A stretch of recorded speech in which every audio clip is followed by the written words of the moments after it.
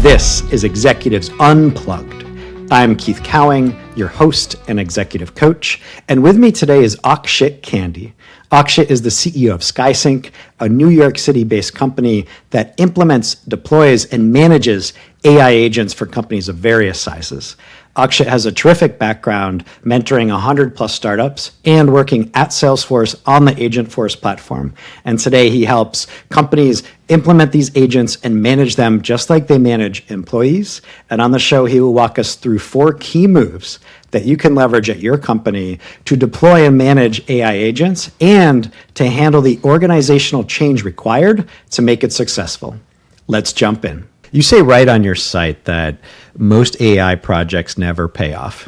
Why is that, and what's the gap that people are coming up against? So most AI projects, from our experience right now, almost 90% of them are kind of stuck in a pilot. And the core problem in the landscape today is, there's always kind of human silos in the picture, and even maybe a perception of what people think an AI agent should do and how an ROI should come out of it. I would say that's kind of like the core, 2 things that people really are stuck in at the moment. In order for your AI to work, right, obviously you need your data, your systems, and processes to be in harmony. So that's really the first step, right? And in order to achieve that, your different departments within a company need to be in harmony as well. And most of the time, the departments are not in a harmonized manner at the moment, right? So what we come in and do is really focusing on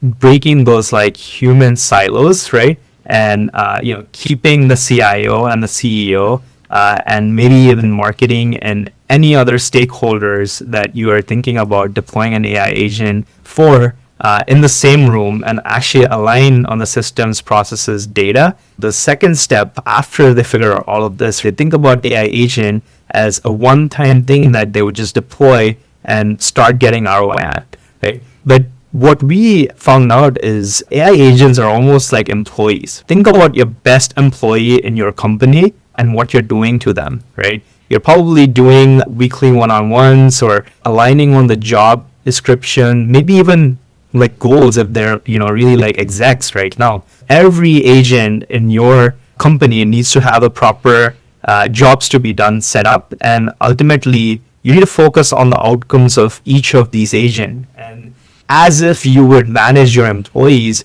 you need to make sure every day you are actually checking if this person or this AI agent in this case is actually getting you that level of outcome that you initially set in. If it's not doing that, you have to actually do the same thing what you would have to do with a human, right? But a little bit more nurturing probably is required initially to make sure you actually come in and resetting the goals or giving additional context or help. Or in this world of agents, maybe it's additional data context. And that's really how you would go from just thinking about an AI agent, which is a pilot phase, which is 90 or maybe even 99% in my experience is pilots at the moment, to really getting that ROI. We've actually been working with a green energy customer. They have a lot of amazing use cases and customers. We found out that they're actually not even going about expanding their online lead gen, right? So for instance, what we actually did is we actually took care of their entire marketing. For instance, we're running their marketing with our AI agents, and that's a business process that was underperforming in our opinion by comparing to all our other customers. So that's kind of the first step, right? Really doing that discovery work and spending a lot of time before anything is built out. But after that, we really start unlocking value immediately, right? So we obviously put out a roadmap of when, certain things will happen and, when your AI agents can come into place. But most importantly, I would say is the iteration and making sure the team is also comfortable with this kind of move. A lot of the times what's happening in the market today and the teams, right? We turn on an AI agent and they're just not ready for it, right? So it's really making sure we go in and educate them on, how to, work alongside with an AI agent, right? And not think about an AI agent, sometimes as, kind of even a replacement to a person. That's definitely like one of the things that are happening in the market, and there's definitely places for it, right? But there are places where an agent could be very powerful assistive agents as well. So it really making sure they're comfortable with the processes and the education around it, I think is very crucial, right? Because we launched this marketing agent, and we put this exact plan together for the company, and we got amazing outcomes. They went from almost like no business through online social media marketing through going over like maybe like 300% increase in business because of our AI agents, right? It's extremely powerful, and it's also, right, that not only getting the top of the funnel leads, what we also did was like reducing like the time that they were taking to reply to customers, right? AI agents, when done well, are extremely powerful. In this case, customers were just getting replied within 2 minutes. They dabbled around with running marketing, but maybe there's a performance or feedback loop which is missing, right? And iteration is missing as well. So we came in and took care of that entire like pipeline as a process, right? But in our case, we actually achieved more than like 25% of conversion rate. Again, like tying back to our ROI story, right? Not only we expanded their market for this company, right? But we also helped them really achieve that ROI, which ultimately what I am focused on in my business, right? I want my customers to get that ROI, and that's really how we did this and advise the customers. So 2 things I'd love to dig in on there. One is the marketing piece, and one is when you talked about making the team feel comfortable. So on the marketing side, how did you discover that you needed to tie marketing into this, and why was it important that you take responsibility for that as well? So that's really how we're able to obviously like identify the business problem, right? And if you think about the training of the employees and making them comfortable, right? Really mapping out who are the stakeholders, right? Within this operation, right? But beyond that, thinking about how do they map to the ultimate like goal of, maybe increasing revenue.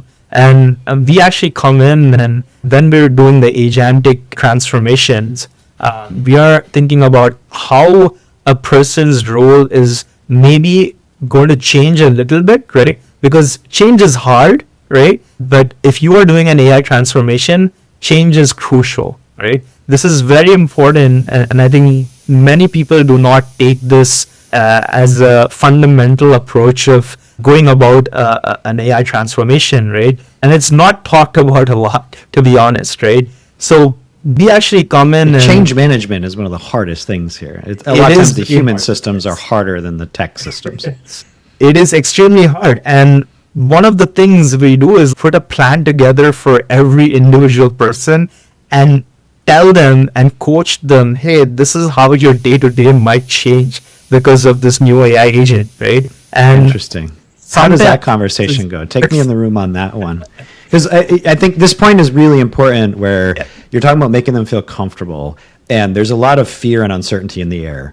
And fear and anger drive the worst business decisions of all time. And fear is the one that tends to be around a lot right now, where people are uncomfortable about the changes. The world is chaotic. There's a lot of things happening. And so you have to have teams with a confidence and a swagger in order to take the risks that are necessary to make the change. The riskiest thing is taking no risk right now. So you have to try this, but it's uncomfortable and it's weird and it's different, and it's very reasonable that people are not really sure. And like getting them to that level, that's about sitting down one-on-one and walking them through what the changes could look like and seeing what their discomfort is and coaching them through that. What does that look like? It really starts off at the highest level. Right. Change always needs to be accepted by the leaders, and it's almost as a mindset, right? If we're going in and doing a transformation, the first thing we do is making sure the execs are really, really comfortable with this type of transformation, because it is sometimes going to be very uncomfortable, right? If you don't have this conversation, right? And by experience, we are getting alignment from execs, but also I would say it's very important that the company is installing in that mindset of, hey, we're actually going to be part of this like next era of companies which are going to be doing the AI transformation, and we're actually going to get amazing output from it, right? And it's a growth strategy, right? Versus just like a cost optimization situation a lot of the times. So that mindset has to be aligned before we dive into the day-to-day operators and how they would use it. But really thinking on the mindset, what's the gap that you see between the companies that are really effective at installing that mindset throughout the org and the ones that aren't quite there yet that are struggling? If I'm to define that successful company, what it feels like is the leadership is really eager, right? They're really eager to learn about AI. They're not looking at it as a risk. They're not looking at it as a threat, and they should have that almost growth mindset in place. But there's the other type of customers where they're failing, and in our opinion, is they are these rigid firms which have rigid processes, right? But the ones which are not successful have that notion of, hey, it's maybe going to be a threat to my company at some point. So they're not really looking at it in a growth mindset. And I think that's really the key, right? And it's mostly, I would say, in the hands of the execs at the moment, right? And it's a decision that they really need to make. Ultimately, it boils down to that. But everything below it, right? Because you are setting that company vision and that goal, and you are communicating to your team, things get much more simpler and easier than when you're thinking about it that way. Yeah, that resonates a lot with what I see as well, where it's offense versus defense, and the execs that are saying, let's play offense. This is the opportunity of a lifetime. It may mean our company needs to look different. It may mean we need to change the way we play the game because the rules of the game have changed, and that's hard, but let's figure it out because, wow, there's never been a time like now, versus the ones that are scared. And it's that creativity and it's that ambition and the hunger and the curiosity that tend to lead towards the companies that find a way. And the rapid change, man, there's big unlocks that are happening. So it's an exciting time. It is scary. We can't pretend it's not, but it's really exciting if you have an offensive mindset. Let's talk about technology a little bit. So when you come in and you talk about working across the different functions, one thing that's really interesting is you can dabble, like you said, on a solo basis, just as a single player use case, or on a single function use case. This is how product is using it, this is how marketing is using it, et cetera. But some of the biggest unlocks, in my experience, are going across these different functions and require technology decisions that are broader across the company. Be it you're using Salesforce or Agentforce, or you're putting all your data in Snowflake or Databricks, and you're using that as a repository. These sort of cross-cutting things where the context layer within the company can be shared across the agents, and the orchestration can be shared so that you can accomplish these, let's call it multiplayer use cases, or at least multifunction use cases that are very, very powerful. So when you work with companies today, you spend a lot of time at Salesforce, you worked on Agentforce, now you help people implement and use Agentforce, you also work with OpenAI. I'm sure you see a lot of data lakes and things like that. What are some of the key tech decisions that need to be made centrally in order to unlock the biggest opportunity here? The way we're looking at it again, right, it's very similar to you just said, right? We are finding the biggest opportunities where it's not just only focusing on a specific individual task versus it's focusing on an end-to-end outcome. And you are given almost like sub-agents to kind of work towards it, right? So I want to talk a little bit about this, right? There's a super agent which say you are focused on marketing, right? And then you have your sub-agents, but where a productivity is really gained is like going into that and tapping into other teams as well, right? If you go beyond marketing, a lot of the data science is just sitting in Snowflake, Databricks. It's a soup of data that is available for people to just go in and tap into and unlock like tremendous amount of value. You have your system of records like Salesforce where all your customer data is sitting.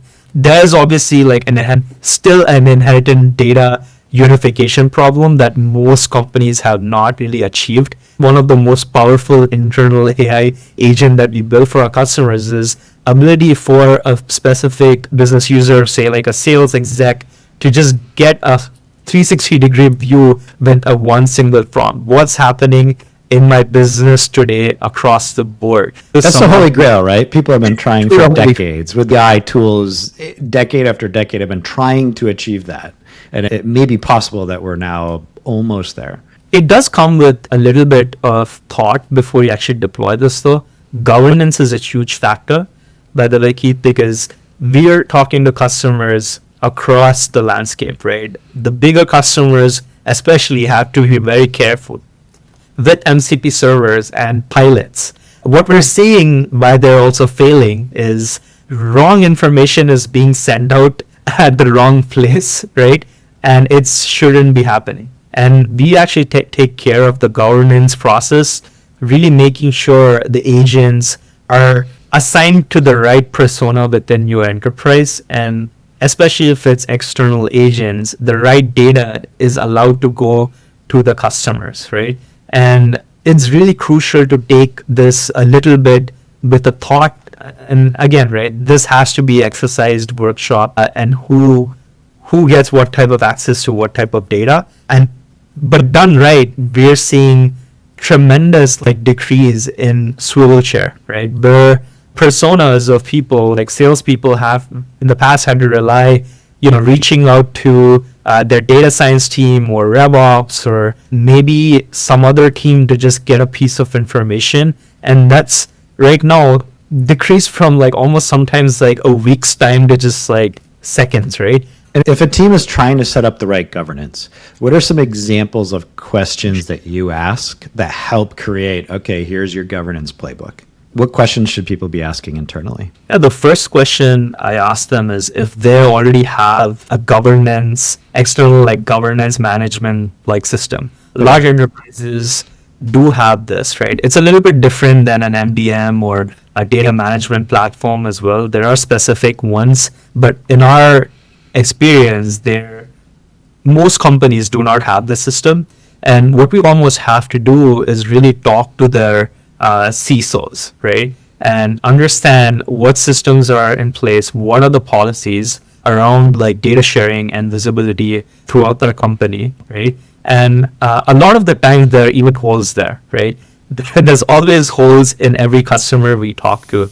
And when we're thinking about the agentic transformation and which persona should have access to what data, it almost goes down to try to maybe even simulate what they already have, or a lot of the times just going in and advising them, hey, this type of persona in our experience has this type of data. For instance, individual sales teams are not required to understand sales data across the globe because it's a GDPR compliance issue, right? Mm-hmm. And data residency is also an interesting one. So we actually try to understand which all countries do they have a presence in, right? And a lot when you of times, say data residency, you mean the data from individual customers staying in their country or region. Exactly. So GDPR is a huge example. Even India, where we have customers, there is a requirement, certain type of data cannot leave the country, right? It has to be stored in there. But there are countries where, for instance, like the US, largely speaking in the US, they could be some part of the data could be sitting in some other country as well. And my job, the most important job here is, really not try to disturb something that is working for them, right? It's very crucial, especially if you're at that large scale, say if you have more than 5,000 employees, right? To not really disturb something or try to fix something that is not broken, right? But what we really do is try to understand how these processes are already working and come up with a solution, agentic solution, right? And breaking down by personas, right? There's row level access or security policies. There's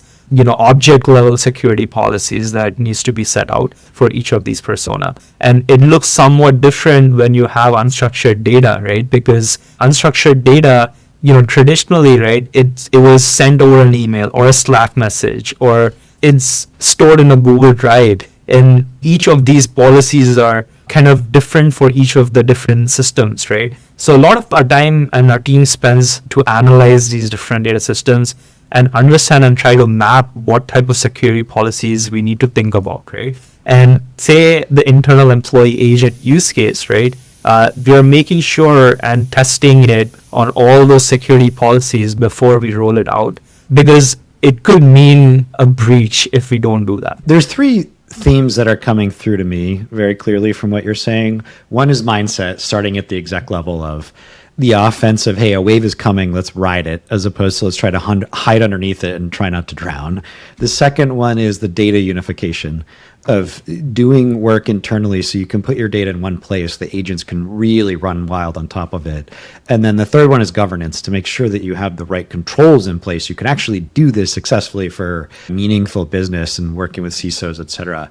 And then one piece we haven't talked about is the actual business workflows themselves. And a lot of times codifying what somebody does so that you can automate it is actually the hard part of just figuring out, like, how do we take what you do every day and actually turn it into something you can put on paper and make it repeatable, either so that we can take parts of it and automate it, or so we can supercharge you so you can do a lot of other things. Talk to me about the codification of the business workflows and how much of that is what they do today, how much of it is saying, how do we just rethink this completely of what this role could look like? How do you get those business workflows down so you can build successful agents? So there's two things, right? It's what is already possible to achieve with a high confidence in the market already, right? So that plays a huge role. And for example, in this situation, we're already looking at systems and processes, right? Say, for instance, like marketing, right? If you have like cracked down all these like different jobs that your company is already doing, and if it could be with a high confidence be replaced by an AI agent, we would highly suggest you to go in that direction. And there are the second things where human still needs to be in the loop, right? For instance, right, AI is really good at, summarization, writing great articles with enough context given to it. So in almost this, like today, right, like SEO is almost could be replaced by an AI agent, and we are already doing that, right? It's completely replaced. But if you think about where you still need a human in loop, AI is great at generating images and content, but you need a human to come in and give some content, and you need approval. So we are building these human in loop processes, right? And when we do our exercise, we are mapping out what processes could be completely automated and could be autonomous, right?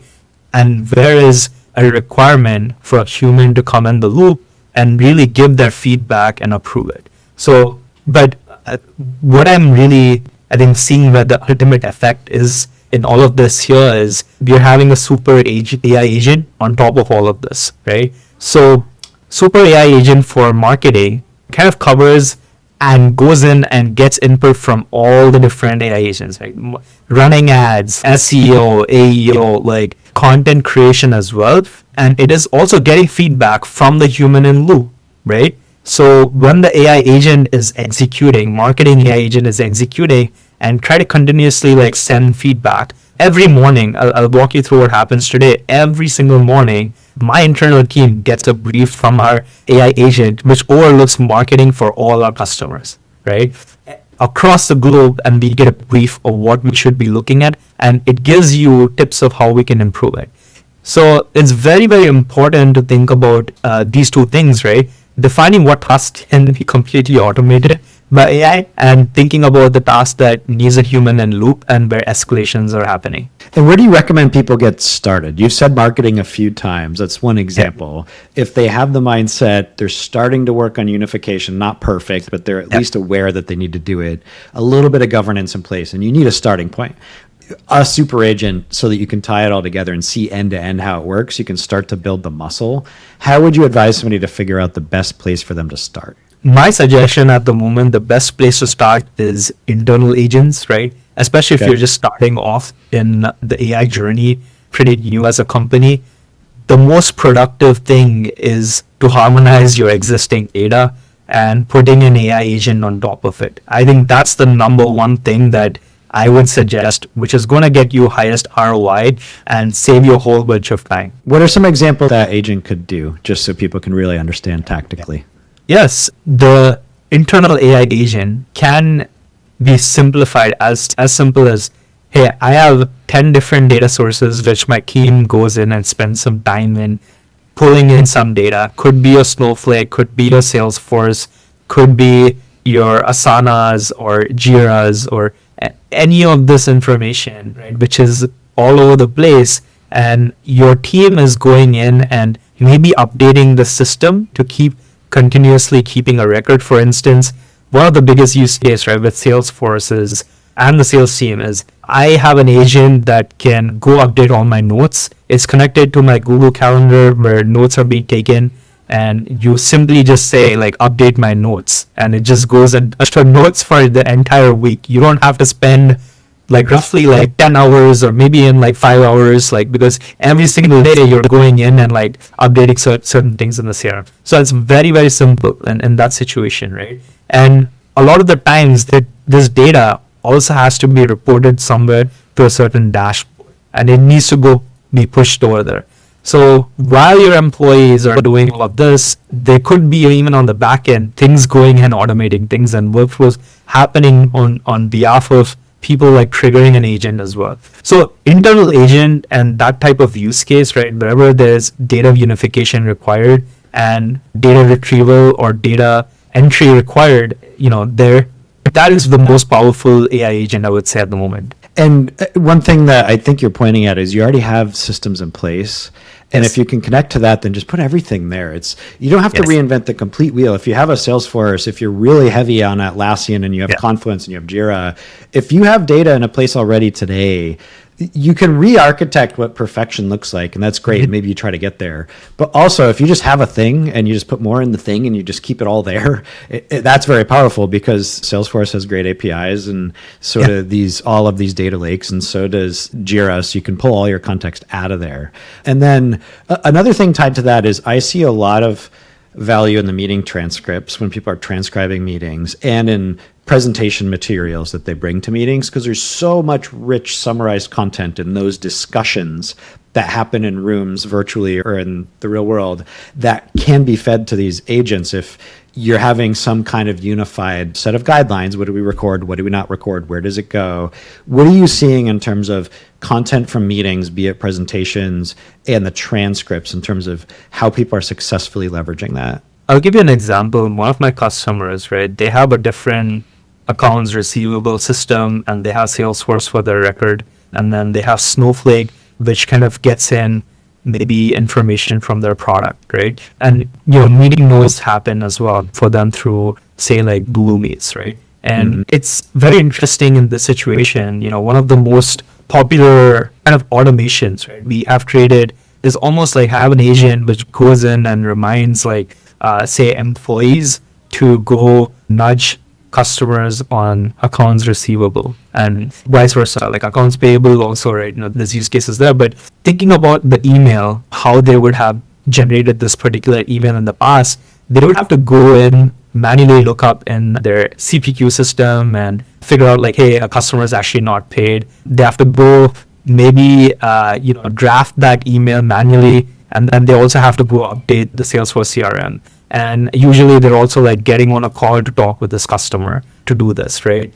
Because now agents are like synced up to all of this, you can automatically have that personalized email generated, right? Especially for high touch customers, there's automations and everything, but sometimes our customers, they still have to nudge their customers to kind of get money back. And this has been very like time saving, because they can generate like very personalized emails, which is getting in data from everywhere and also updating like records and systems at the same time. And it's up to date of what it should kind of type in, because it's also connected to your last customer call that you had with the customer. That's awesome. And given that, I think I might re-articulate part of the key messages that I'm hearing to say, number one is mindset, and make sure that you're just excited about this, you're leaning into it, and you're getting everybody jazzed about it. The second one is the data unification. The third would be the governance. And the final one is pick an effective starting place where you can have a super agent and then build around it all the sub agents. And if in doubt, just do an internal one, which can be really powerful. And then you can start going external. And I think you gave some really interesting examples and tactics that people can use. Is there anything I didn't ask that I should have? The most important thing is, again, the ROI, right? having a dashboard where you can see all your spend for your AI agents and the sub processes, right? It's also very important. The credits that you burned, if it's ads, it's like the ad spend.